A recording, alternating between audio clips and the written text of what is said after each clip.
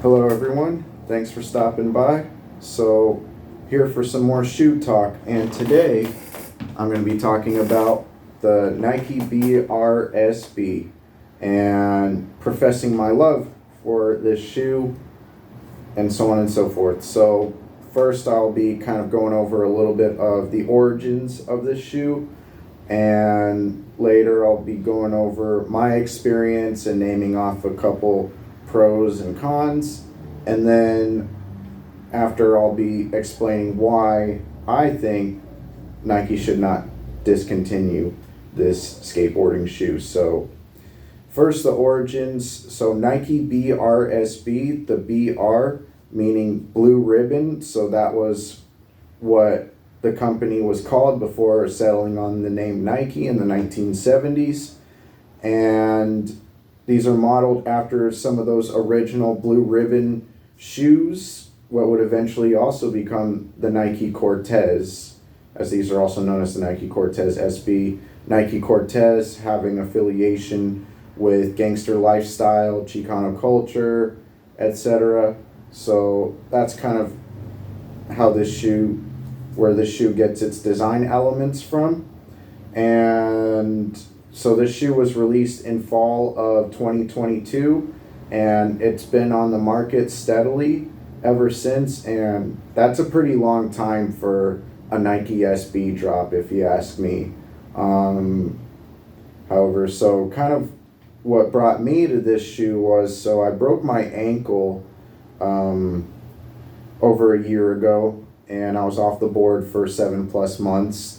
And then entering the physical therapy phase of recovery, I thought very hard about my footwear choice, and then also, why footwear choice matters in skateboarding.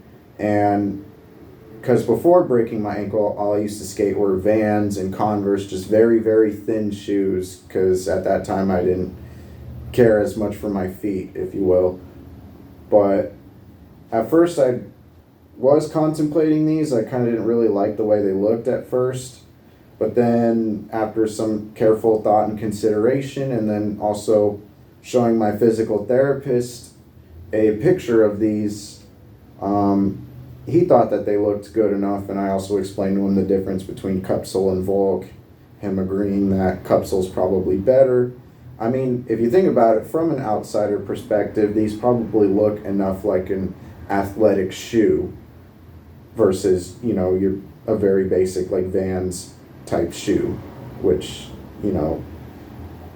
are notoriously poor in terms of purely athletic performance. But anyway, so then I did settle on buying these shoes, and then just like they felt really good on my feet right off the gate, and so like some pros of this shoe would definitely be that the fact that it's a Cupsole and vulcanized hybrid, because vulcanized, kind of, you see this foxing tape going around here, and the Cupsole, this bottom rubber piece kind of cupping around, if you will. And so you get that support feeling of a Cupsole while also retaining some board feel like that of a vulcanized. So it's that nice middle ground. And then also a very grippy herringbone sole, which grips very well in my opinion.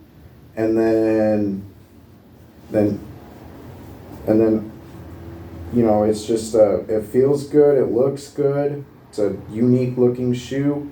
To me, this looks like a retro shoe from a parallel universe.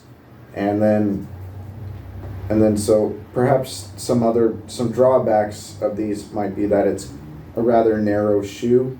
I mean, I have a little bit of a wide foot, but they still feel fine.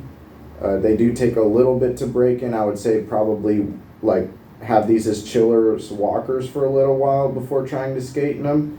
Just kind of really loosen them up a little bit. And then there is kind of a gimmick with them. So sometimes people ask me if this portion here is kind of like one of those air cushions from those shoes from back in the 2000s. But as a matter of fact, it is not. What it is you pull out the insert here, and it's kind of like a window into the shoe's sole, if you will. But the cool thing is you could potentially change the color by putting in a different insert, but you'd be hard pressed to find an insert that fits the shoe properly, as this shoe does have a unique shape, as we'll put it. And these are also the Nike SB React insole. And then some people complain that the heel sits a little bit high in this shoe, but I actually like that, especially now, since if I go to wear a completely flat shoe, my feet just hurt just from standing and walking normally. But with these, my feet feel good. It looks great. I mean, beautiful front profile, gorgeous side profiles. Rear profile, I don't really think looks as good, but it does give it that retro look of a 70s athletic shoe. And then just in general, I think Nike should not discontinue this shoe, because I think it speaks volumes to Nike's heritage in general, and also the one Japanese skater from the Olympics, Jinwoo. These are his shoes of choice apparently, and if he's skating them, that's saying something.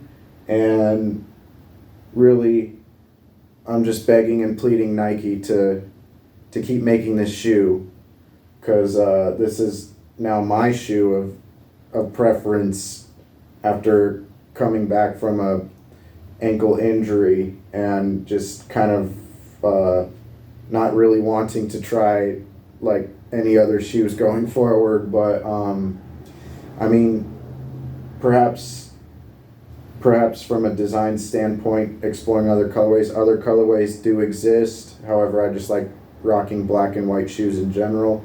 Maybe going to like black upper, black sole, black swoosh with a white insert on this see-through portion. I think that would look really cool. Maybe exploring a mid-top, but if just keeping it the way it is also works for me too. So again, that's my thoughts on the Nike BRSB, where they come from, how they perform, and why they should keep making them. And yeah, so thanks again for tuning in. Please leave a comment, subscribe if you enjoy shoe rants like this, if you like to nerd out on stuff like this. But all right, thank y'all very much. Have a good one. Take